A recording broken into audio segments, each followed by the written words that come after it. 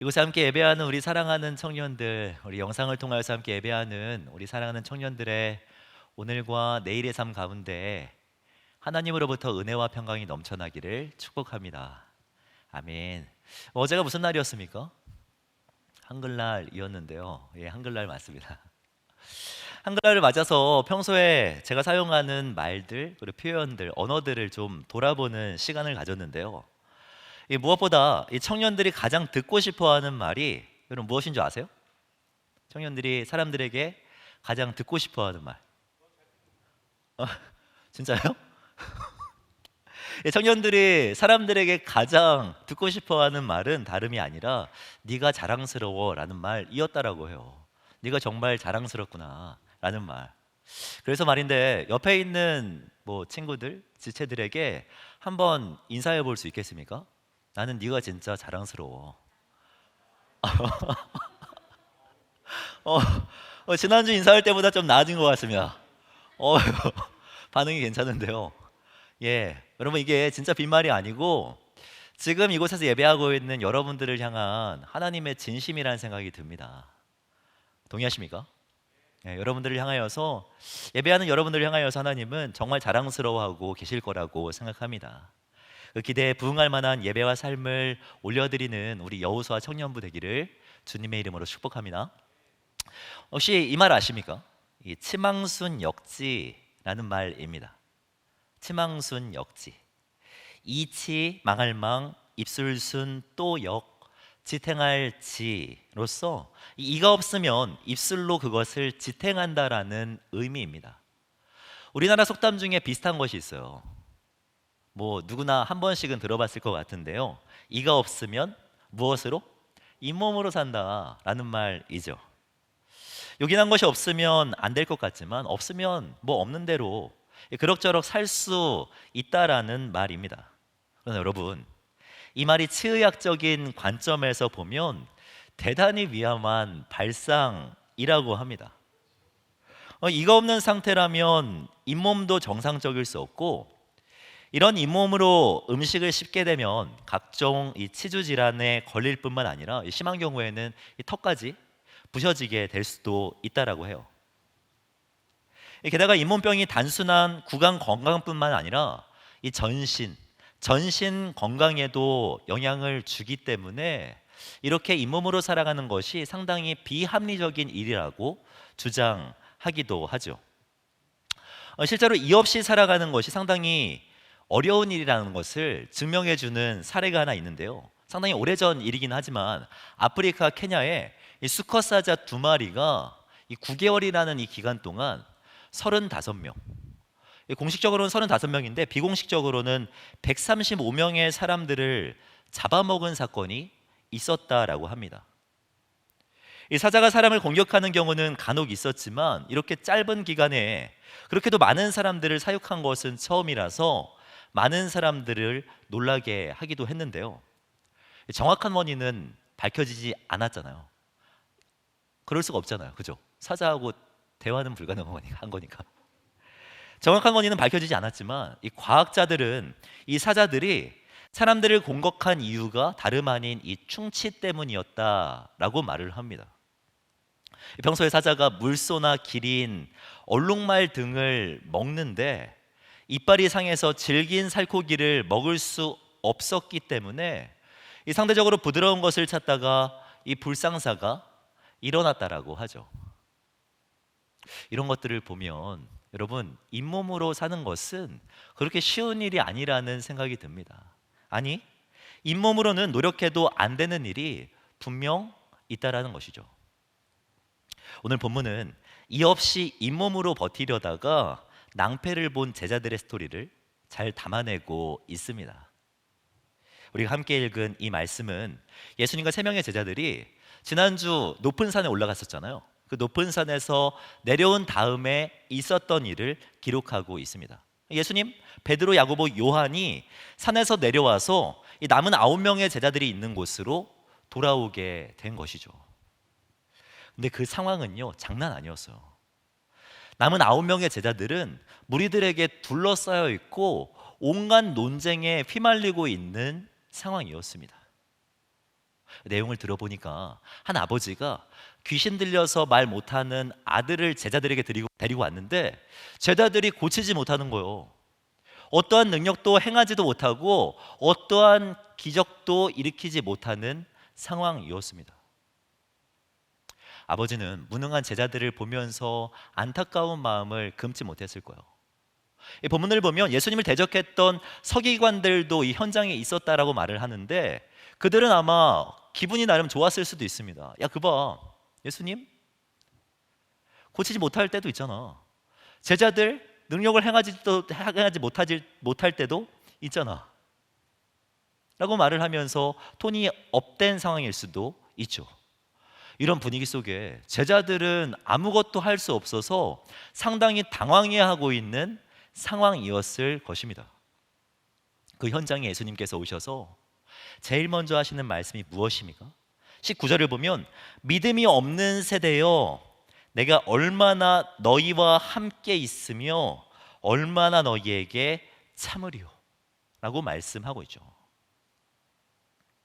우리가 함께 주목해 보기를 원하는 것이 있다면 예수님은 이 제자들의 무능력, 그러니까 귀신 들린 사람을 쫓아내지 못하는 그 이유를 믿음이 없는 것에서 찾고 있다라는 것입니다. 그들의 믿음 없는 태도가 무엇입니까? 예수님은 무엇을 보고 그들에게 믿음이 없다라고 말씀하시는 걸까요?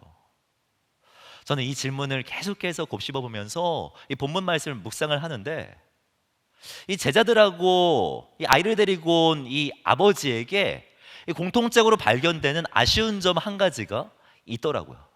그럼 그것이 무엇이냐면 차선이어도 괜찮아 라는 태도였습니다. 서두에서 말씀드린 것처럼 이거 없으면 그냥 잇몸으로 버티지 라는 태도, 그것이 이 두 부류의 사람의 문제였다라는 것이죠. 말씀을 한번 보십시오.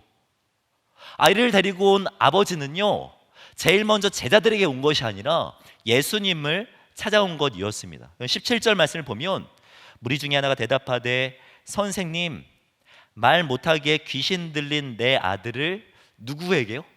누구에게? 선생님께, 예수님에게 데리고 온 것입니다 라고 말씀하고 있죠. 살아가다가 소문을 듣게 된 거예요. 예수님이 귀신을 고친다고. 아니, 귀신을 내쫓는다고. 귀신을 고치면 안 되죠.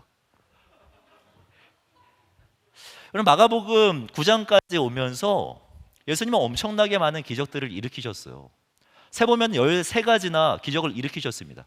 그 중에서 4가지가 귀신을 쫓아내는 기적이었습니다. 아마도 이 아버지는 이 소문을 들었을 거예요. 그리고 내 아들도 고치실 수 있을 거라는 기대감을 가지고 예수님을 찾아왔는데 예수님이 없는 거죠. 산 위에 올라가신 상황인 거죠. 그러자 누가 움직이기 시작하는 겁니까? 제자들이 움직이기 시작하는 거예요. 그런데 문제는 제자들이 나 스스로도 귀신을 쫓아낼 수 있을 것이라고 생각한 것이 문제인 것입니다. 아마도 그들은 확신했을 거예요. 이전에 그런 경험이 있었거든요. 마가복음 6장을 보면 제자들은 전도 여행을 떠나게 되는데 그때 귀신 들린 수많은 사람들을 고치는 사건을 일으킵니다. 제자들이 말입니다. 그런 경험을 바탕으로, 자신의 기억을 바탕으로, 자신들의 노하우를 바탕으로 예수님이 없이도 귀신을 쫓아낼 수 있겠지. 예수님이 없이도. 이것이 문제였다라는 거예요. 여러분, 이런 태도는요 이 아이의 아버지에게도 동일하게 나타나는 것을 볼 수 있습니다. 한바탕에 소동이 있고 난 다음에 아버지가 예수님께 간청하는 장면이 기록되어 있는데요, 여러분 22절 말씀을 보면 무엇을 하실 수 있거든 우리를 불쌍히 여기사 도와주옵소서 라고 고백하는 것을 볼 수 있어요. 여러분, 이 표현은요 긍정적인 표현이 아닙니다. 그냥 이 표현만 보면은 되게 예의 있어 보이지 않습니까? 산 위에서 내려오느라 고생하셨으니까 예수님 좀 가능하다면 좀 도와주십시오. 존칭까지 써가면서 간청하는 거잖아요. 하지만 문맥적으로 보았을 때 이 표현은요 여러분 긍정적인 표현이 아닙니다. 예수님을 한번 떠보듯이 던지는 질문이고 의심을 포함하고 있는 고백이에요. 앞서 말씀드린 제자들처럼 반드시 예수님이어야만 합니다, 꼭 예수님이 필요합니다 라는 고백을 담은 질문, 그런 간청이 아니라는 것입니다. 예수님은 이 두 부류의 사람들을 가르치기라도 하듯이 이 다음에 사람들 앞에서 자신을 강하게 어필하시는 것을 볼 수 있습니다. 산에서 내려오셔서 자초지정을 들으시고 예수님께서 제일 먼저 하신 말씀이 무엇인 줄 아십니까? 19절의 뒷부분을 보시면 이렇게 말씀하세요. 그를 내게로 데려오라. 내게로. 또한 25절 말씀을 보면 예수님은 귀신 들린 자를 고치시면서 이렇게 말씀하십니다. 말 못하는 귀신아, 내가 내게 명령하노니 그 아이에게 나오고 다시 들어가지 말라 하시매 라고 말씀하고 있죠. 성경책 읽는 사람들 밑줄 칠 수 있으면 내가 내게 명령하노니 라는 이 말씀에 밑줄 한번 쳐보십시오. 이거 엄청 의미가 있는 말씀입니다. 여러분, 신약 성경이 기록된 언어는 헬라어인데 이 헬라어에는 어떤 특징이 있냐면 동사 안에 주어가 포함되어 있어요. 우리나라 말이나 영어 같은 경우는 주어와 동사가 구분되어 있지 않습니까? 그래서 동사만 가지고는 문장이 완성되지 않아요. 그렇죠? 주어가 반드시 필요합니다. 근데 헬라어는 그렇지 않아요. 동사 안에 주어가 포함되어 있었기 때문에 또 다른 인칭대명사가 필요하지 않습니다. 헬라어는. 그런데 지금 예수님은 의도적으로 내가 내게 명령한다, 귀신에게 명령하면서 내가 너에게 명령한다, 이 1인칭 대명사를 의도적으로 사용하고 계시다는 거예요. 왜요? 뭐죠? 왜입니까? 명령하는 그 사람이 나, 예수 그리스도, 나 자신이라는 것을, 귀신을 고칠 수 있는 사람이 바로 나라는 것을 사람들 앞에 드러내고 설명하기 위해서 말입니다. 저는 이런 목적이라고 생각해요. 저는 어려서부터 애니메이션을 참 많이 보면서 자랐거든요. 근데 어린 나이에 애니메이션을 보면서도 참 납득이 안 갔던 반복되는 장면들이 있습니다. 그것은 무엇이냐면 꼭 클라이막스쯤 되면은 변신을 하거나 합체를 할 때 상당히 많은 시간을 들입니다. 근데 정말 놀라운 것은 적들을 하나같이 변신하는 것들을 다 지켜만 보고 있어요. 여러분, 그렇지 않습니까? 변신하고 합체하면서 그뿐만 아니라 자기 이름을 말하죠. 돈대 기리기리, 돈대 기리기리, 돈대 그만. 미안해요, 20대 초반들은. 정의의 이름으로 너를 용서하지 않겠다, 이런 말들 하지 않습니까? 세일러문. 여러분, 어렸을 때는 왜 이런 장면이 왜 들어가나 꼭 되게 조마조마하고 막 긴장될 때 이 장면을 넣잖아요. 어렸을 때는 이해가 가지 않았는데 지금 생각해보면 그 장면 하나가 그 주인공을 기억하게 하더라고요. 변신하면서 정의의 이름으로 너를 용서하지 않겠다, 돈대 기리기리, 돈대 기리, 돈대 그만 하는 그 말 때문에 그 애니메이션 자체가 오랫동안 기억나게 되더라고요. 예수님께서 1인칭 대명사를 의도적으로 사용하시는 목적이 바로 이것입니다. 귀신을 내쫓는 것, 바로 나라는 것을, 문제 해결의 키, 문제 해결할 수 있는 그 핵심이 다른 어떠한 것이 아니라 바로 예수 그리스도, 나 자신이라는 것을 사람들에게 드러내고 계시는 것이죠. 성경을 보면 예수님은 자신이 문제 해결의 키임을 계속해서 반복적으로 드러내시는 것을 볼 수가 있습니다. 예를 들어 마태복음 말씀을 보면 수고하고 무거운 짐진 자들아 다 누구에게로요? 여러분, 내게로 오라, 내가 너희를 쉬게 하리라 라고 말씀합니다. 요한복음 말씀을 보아도 여러분들 너무나도 잘 아는 말씀이 기록되어 있어요. 내가 곧 길이요 진리요 생명이니 너희는 마음에 근심하지도 말라, 하나님을 믿으니 또 나를 믿으라. 여러분, 반복적으로 등장하는 표현이 무엇입니까? 나라는 표현이에요. 나, 예수님, 예수 그리스도, 그분이 반복적으로 등장하잖아요. 여러분, 이 말이 무슨 말입니까?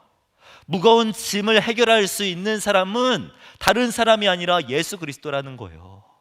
우리의 근심 걱정 무거운 짐을 해결할 수 있는 분, 나 예수 그리스도라는 것입니다. 그분이 길이고 그분이 진리며 그분이 생명이라는 것을 말씀하고 있는 거죠. 누가요? 예수 그리스도가. 우리는 신앙생활하면서 예수님이 아니라 예수님하고 유사한 것들, 그러니까 예수님하고 관련 있는 것들로 인하여서 만족을 누리려고 할 때가 정말 많습니다. 예를 들면 이 교회와 같은 것들이요. 여러분, 교회의 정의가 무엇입니까? 우리 수련회 시간에 함께 집중적으로 다뤄봤잖아요. 그러면 교회의 정의가 무엇입니까? 예수를 누구라고 고백하는 사람들의 모임이에요? 예수를 그리스도라고 고백하는 사람들의 모임이 교회라고 말씀드렸죠. 그렇잖아요. 여러분, 교회를 성도들의 모임이라고 정의했을 때 지금 이곳에 모여있는 9명의 제자들의 모임은요, 분명 교회가 맞습니다. 그렇죠. 예수님의 부르심을 받아서 모인 자들 9명이 모여있으니까 교회잖아요. 그런데 그 교회에 예수님이 계시지 않자 어떠한 능력도 일어나지 않았다는 것을,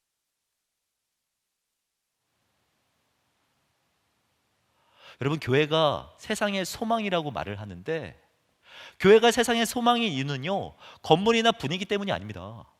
그 안에서 예수 그리스도가 증거되고 예수님이 선포되기 때문에 교회가 세상의 소망이라고 말하는 거예요.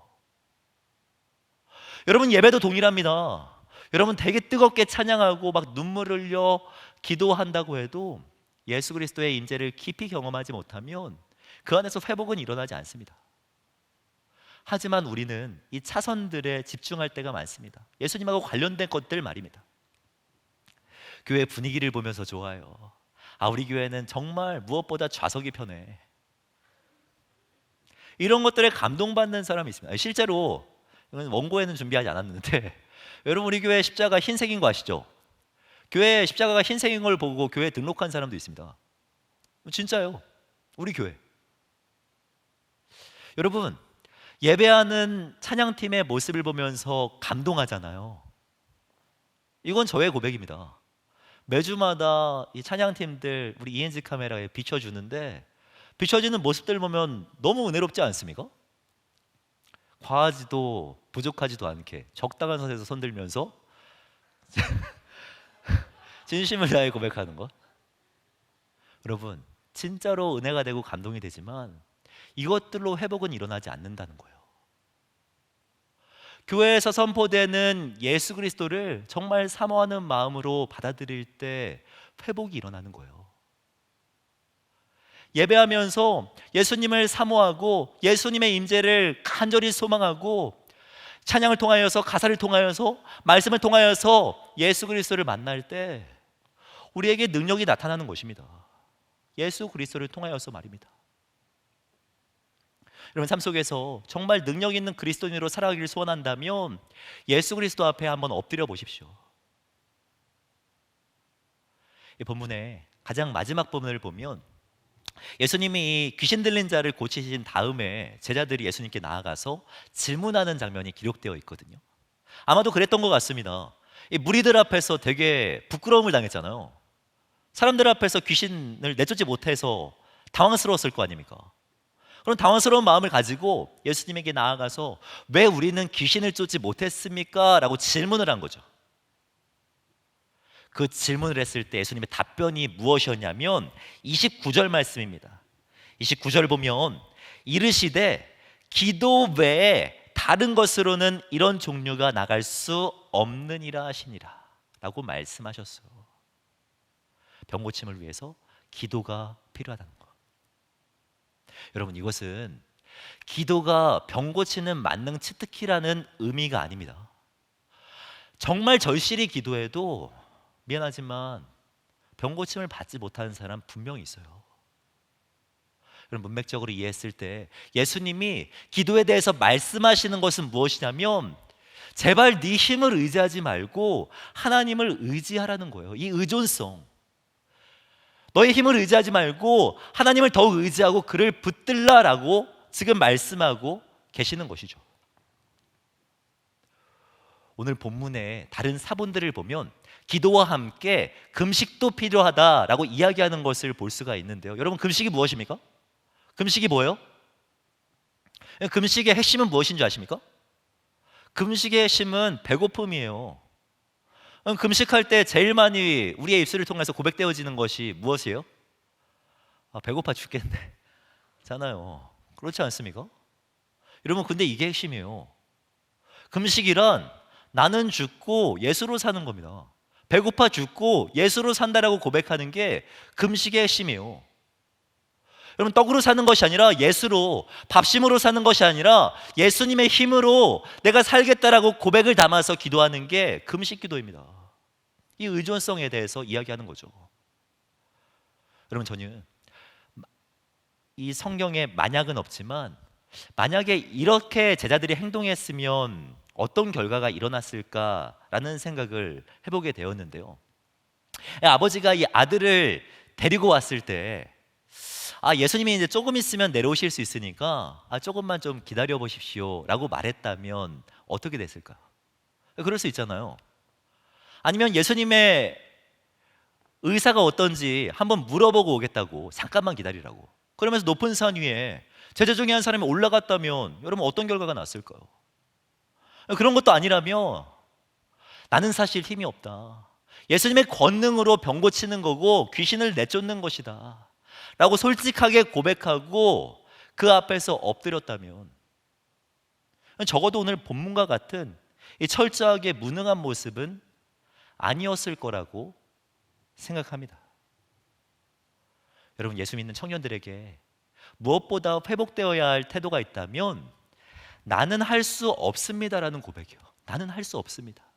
나는 정말 무익한 종입니다라는 고백이 우리에게 필요하다라는 것입니다. 예수님께서 아이의 아버지에게 궁극적으로 듣기를 원하셨던 고백이 바로 이것이에요. 24절 말씀을 보면 곧 그 아이의 아버지가 소리를 질러 이르되 내가 믿나이다, 나의 믿음 없는 것을 도와주소서 라고 기도하죠. 이 간구함으로 나아갔을 때 그 이후에 예수님께서 귀신을 내쫓으시는 것을 볼 수 있습니다. 어떤 고백이에요? 나는 할 수 없으니 주님께서 하시옵소서. 저는 주님의 도움이 정말 절실하게 필요한 사람입니다 라고 고백했을 때 귀신을 내쫓는 역사가 일어났다라는 것입니다. 여러분, 어떻게 보면 우리의 진짜 문제는요, 우리의 능력 없는 진짜 문제는 우리가 할 수 없는 일이 많기 때문이 아니라, 잘 들으세요, 스스로 할 수 있다라고 생각하는 일들이 너무 많기 때문일 수 있습니다. 예수님 없이도 너무나도 잘 살 수 있다라는 생각이 우리 안에 너무 많다라는 거예요.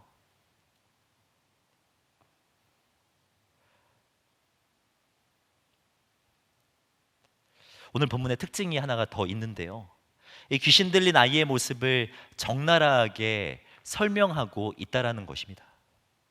그 중에 가장 인상적인 말씀이 18절 말씀인데, 여러분 18절을 보면 귀신이 어디서든지 그를 잡으면 거꾸러져 거품을 흘리며 이를 갈며 그리고 파리해지는지라 라고 말씀하고 있죠.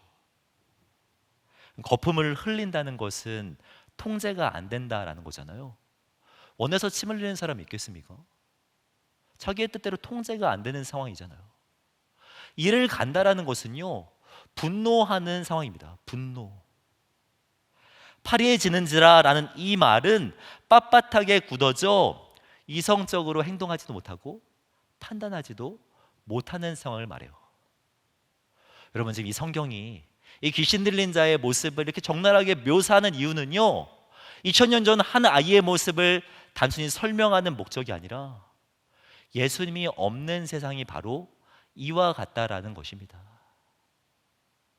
여러분, 우리의 삶을 한번 돌아보세요. 분노하는 사람들, 이성적인 판단이 안 되는 사람들 얼마나 많습니까? 제가 열흘 동안 보았던 기사들의 내용인데요, 정말 표현하기도 좀 너무나도 끔찍합니다. 층간 소음 때문에 위층에 올라가서 부부를 살해하는 사건 기사를 통해 봤죠. 통제가 안 되는 모습 아닙니까? 이번 주에 일어난 일인데요. 이 옆 동네 은평구에서 자기가 스토커 하던 사람이 BJ가 방송에서 자기를 강퇴시키자 그의 어머니를 찾아가서 살해하고 자기는 그대로 투신했습니다. 뭐 때문에? 분노하는 감정 때문에. 며칠 전에 일어난 일인데 입양한 10대 딸을 정말 말도 안 돼요. 입양한 10대 딸을 한 달 지났나? 근데 그 딸을 성폭행하는 일도 일어났어요.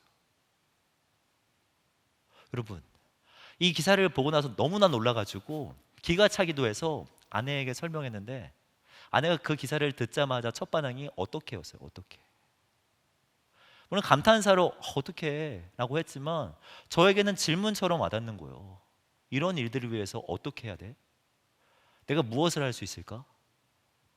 무엇을 할 수 있을까? 내가 뭘 해야 되지? 라고 생각을 하면서 내 안에 질문을 던지고 있는데 도저히 내가 뭘 해야 될지도 무엇을 해야 될지도 난 모르겠더라고요. 여러분, 이것이 우리의 한계 아닙니까? 진짜 면밀히 따지고 보면 우리가 할 수 있는 것은 그리 많지 않습니다. 이 없이 잇몸으로 살아도 잘 먹고 잘 사는 것처럼 보일 수 있어요. 하지만 면밀히 따지면 우리가 할 수 있는 일 그렇게 많지 않다고요. 이런 일들, 이런 문제들을 우리가 어떻게 회복시킬 수 있습니까?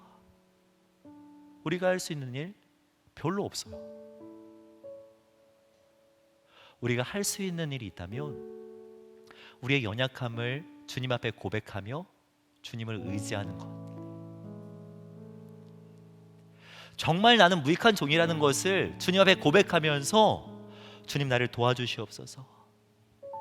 주님 내 안에 일하여 주시옵소서. 이 세상을 좀 회복시켜 주시옵소서. 입에 담기도 힘든 이런 문제들이 정말 많이 일어나는 이 세상을 주님 좀 회복시켜 주시옵소서. 기도하는 것, 그것이 우리가 해야 할 일 아니겠습니까?